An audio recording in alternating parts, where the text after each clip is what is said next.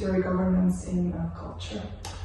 Well, the theory and practice links participatory governance in culture primarily to the amplification of democratic character in decision-making processes in culture. And what does that mean? That means that the decision-making processes are more open and inclusive to various social groups. And to various not only social groups, but individuals, third parties, civil society, private people, like private entrepreneurs, private people, private subjects of any sort. So, in ideal form, participatory governance encompasses a wider remit of social actors in decision-making in culture. This decision-making is, again, primarily linked to the public concerns, so to questions of public funding, of use of public spaces and use of public resources. And this is exactly why it is important to widen the remit of included actors.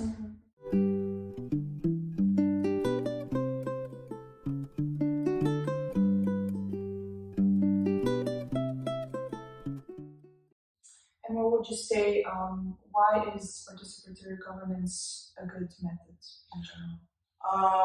Well, just as I said, it gives the voice to those who didn't have a voice, and such it gives the legitimacy to decision making, that it doesn't become this centralized authoritarian process that is only exclusive to those who hold the political power, but it devolves the power to the citizens and to everybody who is included and who has any type of stake in the processes that are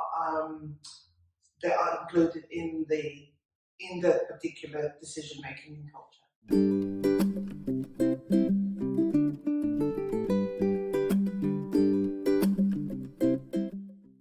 What would be some ways to include citizens in participatory governance?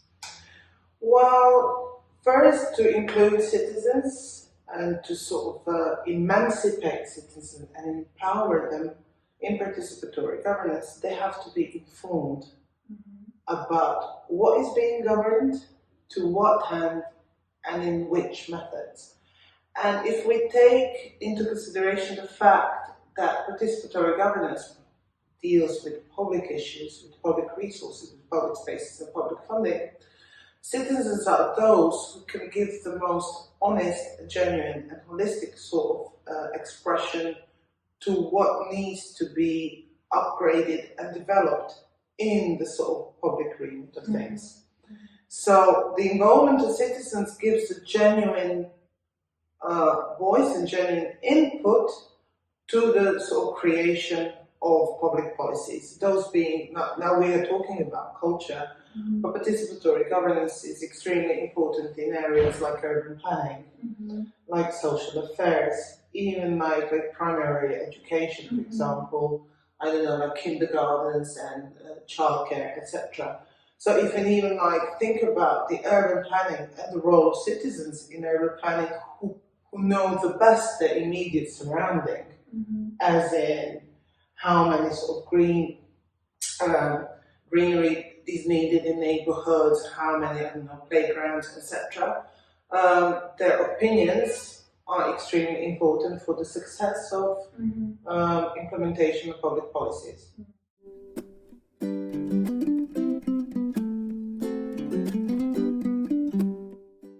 Finally, could you give us some perhaps inspiring examples of participatory governance in practice? Well, I will possibly give two examples, and both of them are going to be from Croatian context because we are in Croatia now. And the first one is the public institution called Pogon, which is situated here in Zagreb. And this institution deals with contemporary arts and culture, with the production of contemporary arts and culture. And it has been co-founded and co-owned by an alliance of civil society organizations called Operation City and the city of Zagreb in a ratio of 50-50 ownership.